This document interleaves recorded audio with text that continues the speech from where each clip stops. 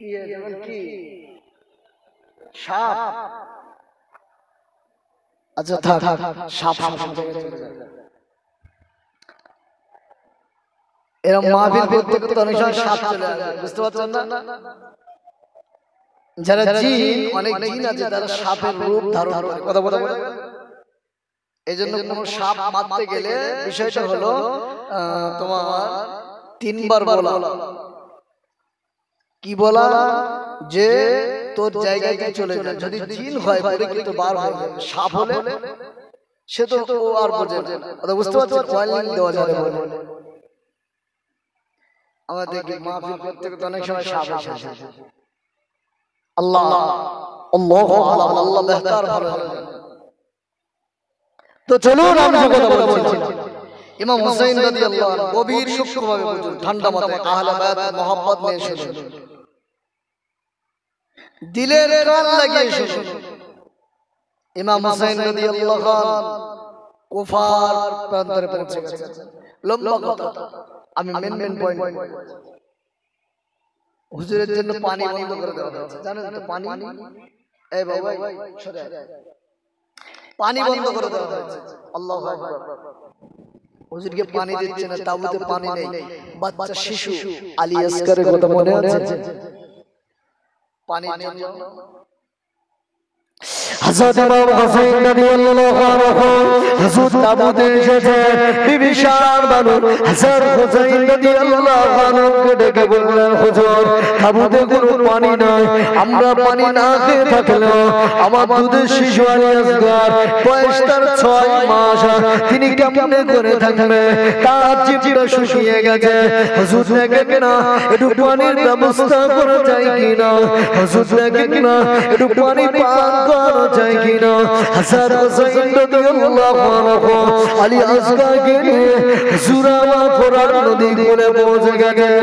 ওখানে যে এজিদ ভাইকে লক্ষ্য করে হযরত হুসাইন রাদিয়াল্লাহু আনহু বললেন, এই কুবা মানুষেরা, এই কুবা মানুষেরা, এজিদ ভাইরা, আমি হুসাইন বলি তোদের সঙ্গে আমার শত্রুতা থাকতে পারে, তোদের সঙ্গে আমার দুশমনি থাকতে পারে, কিন্তু না না, আমার ছোট বাচ্চা আলী আসগারের সঙ্গে কোনো দুশমনি নাই, আমার বাচ্চার সঙ্গে কোনো শত্রুতা নাই।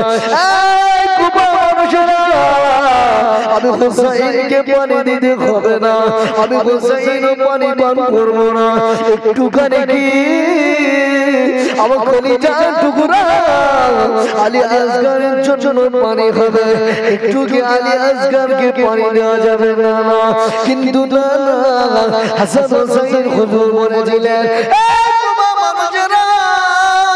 আজকে দিনে যদি আমার আলী আসগারের জন্য একটু পানি দিয়ে দাও, ময়দানে মাশারে আমার নানাজিকে বলে তোমাদের জন্য, আমার নানাজিকে বলে আমি নানাজির কাছ থেকে হাউসে কাউসারের পানির ব্যবস্থা করে দেব। ওদের মনে দয়া হলো না, ওদের মনে দয়া হলো না। হাসান হুসাইন রাদিয়াল্লাহু আনহু হুজুর জমনি না পানি পান করতে যাবে, অমনি দেখতে পাওয়া গেল শত্রুর পক্ষের তীর এসে হাসান আলী আসগার হুজুরের কলিজায় বেঁধে গিয়েছে। 6 মাসের বাচ্চা কবুতরের মতো ছটফট করে ছটফট করে হাসান হুসাইন রাদিয়াল্লাহু আনহু ওই অবস্থাতে বুকে করে নিয়ে চোখ ভরা পানি নিয়ে আবার তাবুতে ফিরে গিয়েছে। ও বিবি, নাও নাও নাও, আমার সন্তান আলী আসগারকে ওরা একেবারে পানি পান করিয়ে দিয়েছে, আর কোনদিন পানি যাবে না, আর কোনদিন পানির কথা বলবে না। আরে তাবুতে কান্না পড়ে গেল। হাসান হুসাইন হুজুর বললেন, ও তাবু মানুষেরা, ও বিবি, একটা কথা মাথায় রাখবে, এখানে যুদ্ধটা হলো দ্বীন ইসলামের জন্য এবং বাতিল আর হকের লড়াই চলছে। কথা বলতে আর পানি চাই। যদি বুকে নিজের কোলে 6 মাসের বাচ্চা মারা যায়, আপনি ঠিক থাকতে পারবেন?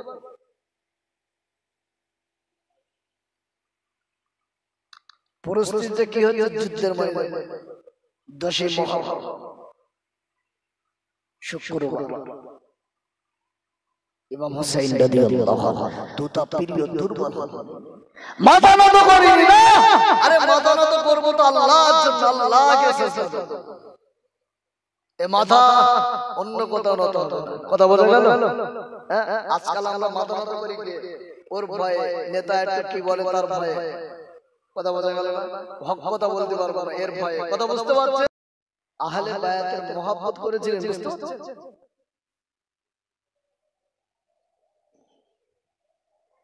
আমার আপনার আহলে বায়াতের মহব্বত এই মুহররমকে কেন্দ্র করে আহলে বায়াতের মহব্বত করতে যে কি করছি 10 মুহররম লাঠি খেলা করছি ছুরি মারামারি করছি কাটাকাটি করছি আছে না না এটা মহব্বত আরে তোমাকে একদিন কে মহব্বত দেখাতে বলেছে লাঠি খেলা করে রক্তারক্তি করে ছুরি দিয়ে ভণ্ডমের সীমা থাকা দরকার কথা বোঝা গেল নামাজ নেই কালাম নেই ইবাদত নেই হারামের সঙ্গে যুক্ত ফরজ তরক করে উনি ইমাম হুসাইনের ভালোবাসার পরিচয় দিয়েছে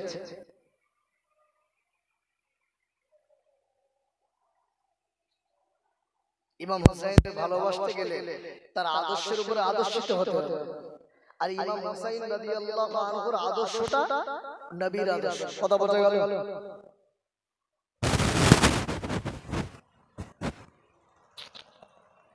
ও মায়েরা আমার নবী আপনার নবী হাবিবুল্লাহ জনাবে মুহাম্মদুর রাসূলুল্লাহ সাল্লাল্লাহু আলাইহি সাল্লামের নওয়াজা হযরত হুসাইনের মাহফিলকে কেন্দ্র করে আহলে বায়াতের মহব্বত বসেছি আম্মা আহলে বায়াত সম্পর্কে আমি আপনাদের কাছে কিছু কথা বলে যাব কোন আহলে বায়াত আল্লাহ নবী হযরত আলীকে ডাকলেন হযরত ফাতেমাকে ডাকলেন হযরত হাসানকে ডাকলেন হুসাইনকে ডাকলেন আল্লাহ নবী বললেন একটি চাদরের ভিতরে আবৃত্তি করে আমরা পাঁচজন একই সঙ্গে ময়দানে মাশরে একই চাদরের নিচে আশ্রয় নেব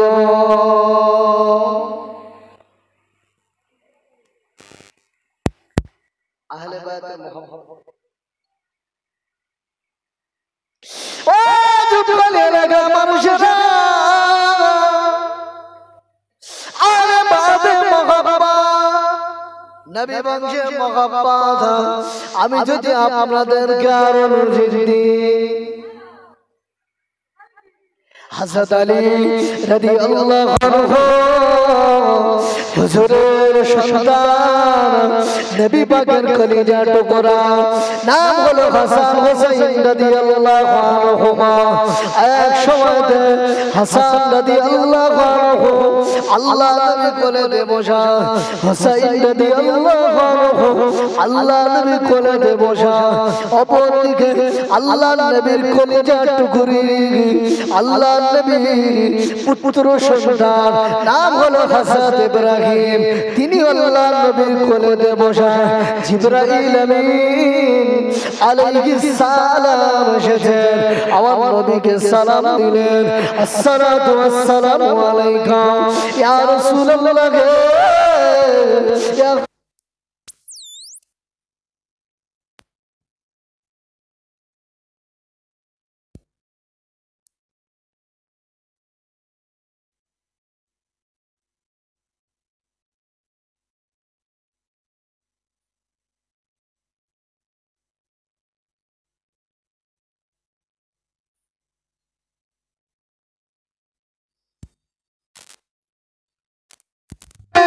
মুহাম্মদুর রাসূলুল্লাহ সাল্লাল্লাহু আলাইহি ওয়াসাল্লাম হুজুর পাক বলেছিলেন আমার ইব্রাহিমকে যদি আল্লাহ তুলে নেয় তার জন্য আমি পিতা হিসাবে আমি মুহাম্মদুর রাসূলুল্লাহ কষ্ট পাবো কিন্তু না না আমার নওয়াজা হযরত হুসাইন রাদিয়াল্লাহু আনহুকে যদি আল্লাহ তুলে নেয় তাহলে ফাতেমা কষ্ট পেয়ে যাবে, হযরত আলীও কষ্ট পেয়ে যাবে, আর আমি মুহাম্মদুর রাসূলুল্লাহ কষ্ট পেয়ে যাব।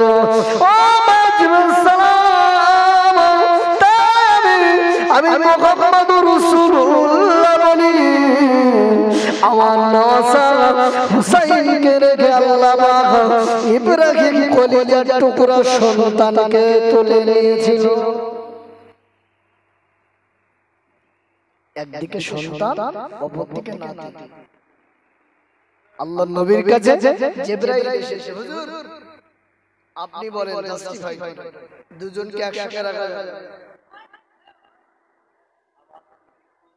দুজনকে একসঙ্গে রাখা যাবে না। আহলে বায়াতের মহব্বত, আজকাল আমরা মহব্বত করছি কি করে? নামাজ ছেড়ে মহব্বত করছি, নামাজ ছেড়ে মহব্বত করছি। ও প্রিয় কামেরা, ইসলামিক খেলাফত আইন চলল 30 বছর হয়ে গেল। আবু বকর সিদ্দিক হুজুরের সময় পার হয়ে গেল। হযরত ওমর রাদিয়াল্লাহু আনহু হুজুরের সময় পার হয়ে গেল। হযরত উসমান রাদিয়াল্লাহু আনহু হুজুরের সময় পার হয়ে গেল। হযরত আলী হুজুরের সময় পার হয়ে গেল। আমিরে মুআবিয়া শাসন চলল। কিছু মাস ধরে হযরত হাসান রাদিয়াল্লাহু আনহু হুজুরের শাসনকাল চলল। আমিরে মুআবিয়া হুজুর টানা 20 বছর ক্ষমতায় রয়েছেন। আমিরে মুআবিয়া রাদিয়াল্লাহু আনহু হুজুরের সন্তানের নাম হলো এজিদ। এজিদের আব্বার নাম হযরত আমিরে মুআবিয়া। কথা বুঝতে পারছেন? তাহলে এজিদ একজন সাহাবীর ছেলে, যে সাহাবী আমিরে মুআবিয়া রাদিয়াল্লাহু আনহু, আমরা তাকে আল্লাহর রাসূলের এক একটা সাহাবী জান্নাতি সাহাবী। মন খুলে বলুন সুবহানাল্লাহ। অনেকে এই মুহররমকে কেন্দ্র করে তারা সাজাতে সাজাতে হযরত ইমামে হুসাইন রাদিয়াল্লাহু আনহুর পক্ষ নিতে নিতে আমিরে মুআবিয়াকে কাফের বলে। কথা বোঝা গেল? এই বাড়াবাড়িটা ঠিক নয়। তিনি একজন কাতিবে ওহী, আমিরে মুআবিয়া রাদিয়াল্লাহু আনহু, তিনি আল্লাহর নবীর বিশিষ্ট একজন সাহাবী।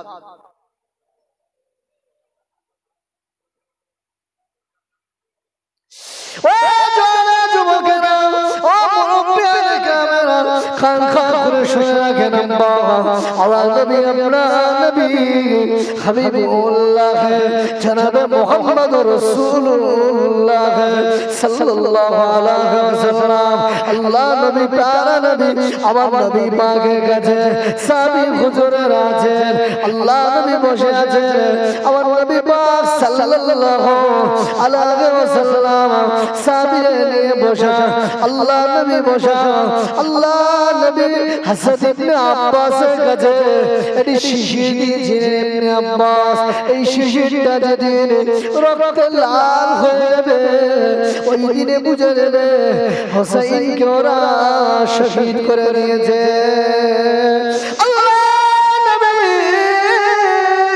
আমাদের আম্মা হযরত উম্মে সালমা রাদিয়াল্লাহু আনহার কাছে আল্লাহ নবী একটি মাটির টুকরা দিয়েছিলেন।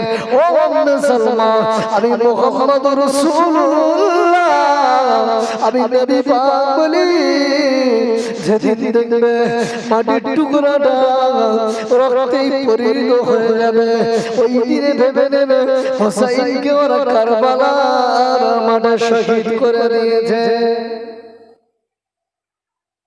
নমুনা দিয়ে গেল।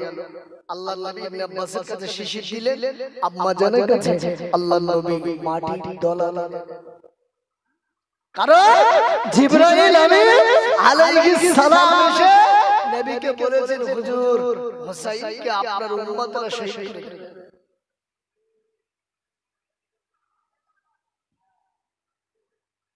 আব্বা বলেন আমার নবী সাল্লাল্লাহু আলাইহি ওয়াসাল্লাম জানতেন হুসাইনকে আমার উম্মতরা শহীদ করবে, এটা কষ্টের কি কষ্টের না।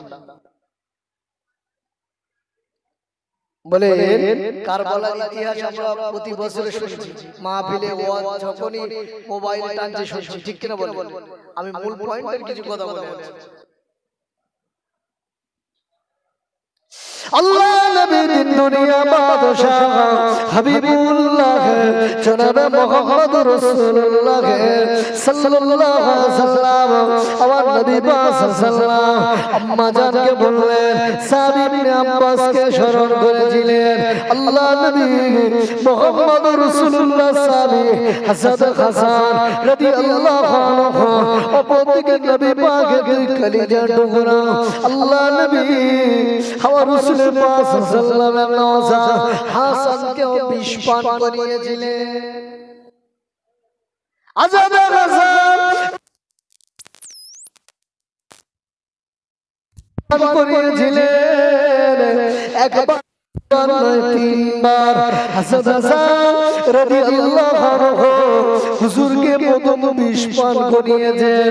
হুজুরের জ্বালায় ছটফট করে আমার নবী পাক সাল্লামের রওজা মোবারকের কাছে হাসান হাসান রাদিয়াল্লাহু আনহু নবী রওজার কাছে পৌঁছে গিয়েছেন। আমার নবী পাককে সালাম দেন। আমার নবী পাক সাল্লামকে বলে নানা জান আপনি আমার জন্য দোয়া করুন নানা জান, আমি বড় অসুস্থ হয়ে পড়ি নানা জান, আমার ভিতরটা জ্বালা যন্ত্রণা করে নানা জান। আল্লাহ নবীর রওজা শরীফে দাঁড়িয়ে হাসান ইমামে হাসান রাদিয়াল্লাহু আনহু কাঁদেন। দেখতে পাওয়া গেল বিষটা পানি হয়ে গেল। আবার কিছু সময় পরে হুজুরকে বিষ পান করানো হলো। আবার আল্লাহ নবী রওজা শরীফে দাঁড়িয়ে হুজুর আবার আল্লাহ নবীকে জানান বিষ পানি হয়ে গেল। আবার তৃতীয়বার বিষ পান করালেন। এত কঠিন জগৎ ছিল, বিষ ছিল। হাসান ইমামে হাসান রাদিয়াল্লাহু আনহু হুজুর বিষের জ্বালাতে উঠতে পারে না। বলেন নবী বংশের মানুষদের উপরে অত্যাচার করেই চলছে। টোটাল ইস্তিগফার দেখলে আপনি দেখবেন তারা একের পর এক শহীদ করে গেছে। মুনাফিকি চক্রান্ত করে কি করে? হযরত ইমাম হুসাইন রাদিয়াল্লাহু আনহু কারবালার মাঠে এসেছিল না, ওনাকে চিঠি দিয়ে আনানো হয়েছে। এটা মুনাফিকি নয়, চিঠি দিয়ে 150 অধিক চিঠি ইমাম হুসাইন হুজুরের কাছে পৌঁছেছে। ইমাম হুসাইন রাদিয়াল্লাহু তিনি ভাবে যে এজিদ একজন মদখোর জেনাখোর ফাসিক। পৃথিবীর ভিতরে আল্লাহ আসমানের নিচে জমিনের উপরে সবচেয়ে বড় ফাসিক। তার হাতে ইমাম হুসাইন তিনি নবী বংশের মানুষে বায়াত গ্রহণ করবে না, তবুও তিনি এজিদের কাছে সরাসরি যেতে চাইছিল। আমি এজিদের কাছে যে বোঝাপড়া করব। লম্বা কথা। ইমাম হুসাইন রাদিয়াল্লাহু আনহু হুজুর মদিনাতে আছেন।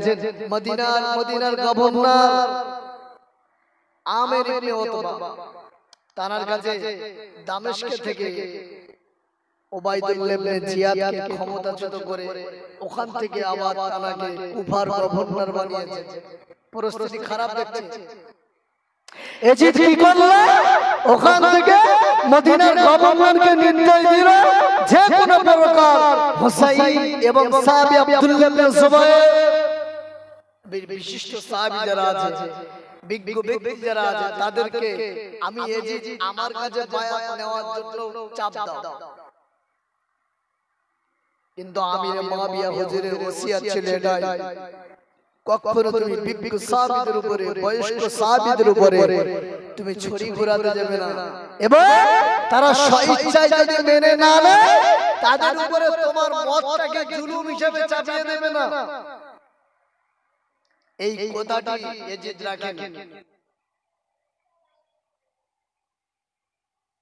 ইমামে হুসাইন রাদিয়াল্লাহু আনহুর কাছে হুজুর মদিনা যাবেন, মদিনা থেকে মক্কায় চলে গেলেন, কারণ মদিনার পরিস্থিতি তখন খারাপ। আব্দুল্লাহ ইবনে জুবাইর রাদিয়াল্লাহু আনহু তিনিও মক্কায় চলে গেলেন।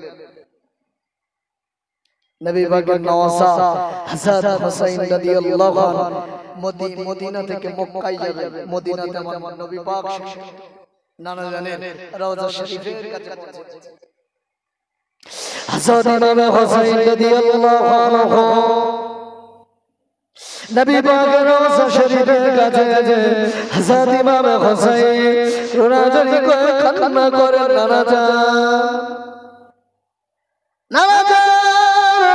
আল্লাহ নবীকে সালাম দেন, আসসালাতু আসসালামু আলাইকা ইয়া রাসূলুল্লাহ, আসসালাতু আসসালামু আলাইকা ইয়া হাবিবাল্লাহ, আসসালাতু আসসালামু আলাইকা ইয়া শাফিউল মুযনিবিন, আসসালাতু আসসালামু আলাইকা ইয়া রাহমাতাল লিল আলামিন, আসসালাতু আসসালামু আলাইকা ইয়া খাতামুন নবিয়্যিন।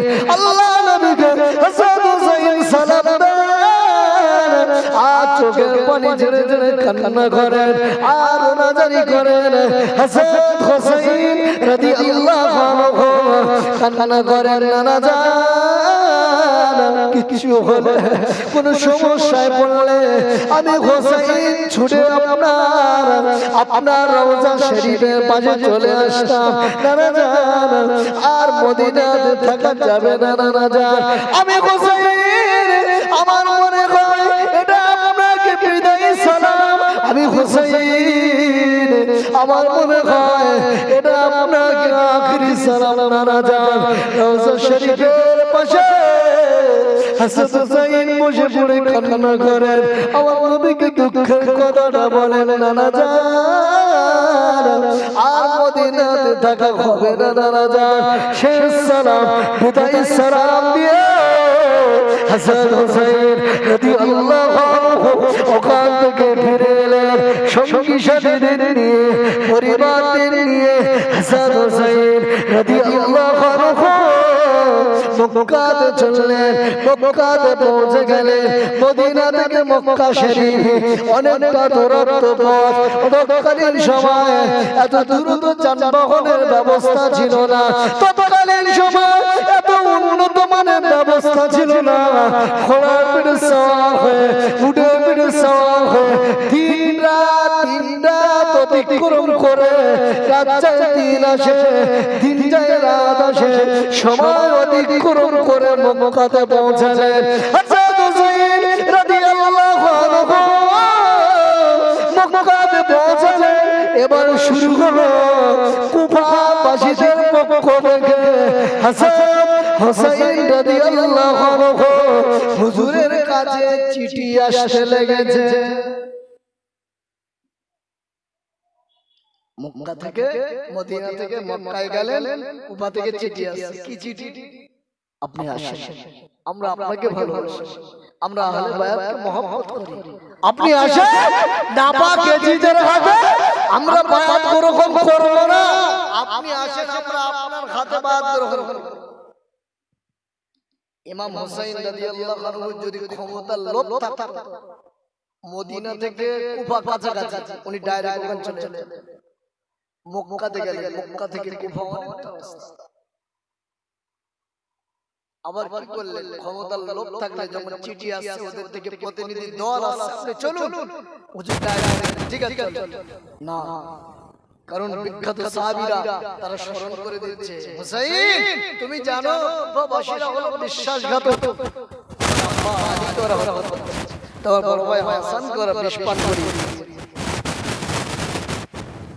সাহাবীরা কিন্তু কোনো মতে হুসাইনকে ওই পথে পা বাড়াতে দেন না। সাহাবী আব্দুল্লাহ ইবনে জুবাইর হুজুর নিষেধ করেন, সাহাবী হযরত ইবনে আব্বাস নিষেধ করেন, সাহাবী আমির ইবনে আব্দুল্লাহ নিষেধ করেন। সাহাবীরা এমন বলছেন, ইবনে আব্বাস বলছেন মানুষের দোষারোপের ভয় যদি না থাকতো আমি ইবনে আব্বাস বলি আমি ইমাম হোসেনকে যে কোনো প্রকার ঘাড় ধরে হলেও আটকে রাখতাম, মানুষ আমাকে দোষারোপ করবে তাই। সাহাবীরা ইমাম হোসেনের চিঠি দিয়ে যখন যাওয়ার মনস্থ করলেন তখন ইমাম হোসেন হুজুরের রাস্তাতে শুয়ে পড়ছে। হোসেন যে বাধা দিচ্ছে আপনি যাবেন না।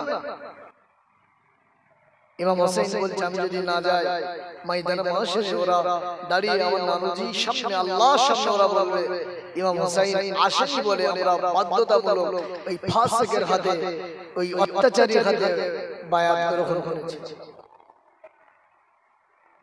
আমি যাই।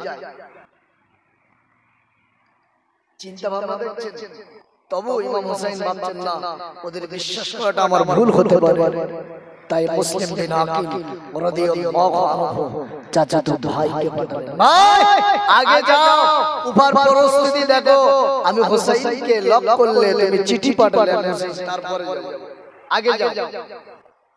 মুসলিম বিন আকিল রাদিয়াল্লাহু আনহু হুজুর কুফা পরিদর্শনে গেলেন। কুফায় যাওয়ার সাথে সাথে শত শত মানুষ, হাজারে হাজারে মানুষ ইমাম মুসলিম বিন আকিল রাদিয়াল্লাহু আনহু হুজুরের হাতে বায়াত গ্রহণ করছে ইমাম হোসেনের পক্ষে। সুবহানাল্লাহ। এই সুবহানাল্লাহর পিছনে যেমন পিছনে নামাজ পড়ে যে পরবর্তী তারা বিপক্ষে দাঁড়িয়ে তলোয়ার নিয়ে রেডি যুদ্ধ করার জন্য। ইমাম মুসলিম বিন আকিল খুব মন খুশি, ভাইজান সব ঠিক আছে। তিনি চিঠি লিখলেন, অনেকে বলে 40,000, কেউ বলেছে 12,000, কেউ বলেছে 18,000 মানুষ মুসলিম বিন আকিলের হাতে ইমাম হোসেনের পক্ষে বায়াত গ্রহণ করেছে। ইমাম মুসলিম বিন আকিল রাদিয়াল্লাহু আনহু হুজুর চিঠি লিখে দিয়েছেন, ভাইজান আপনি কুফাতে আসতে পারেন, কুফার পরিস্থিতি বড় ভালো, কুফার মানুষেরা আপনার পক্ষে নিয়ে এজিদের বিরুদ্ধে লড়াই করতে প্রস্তুত আছে।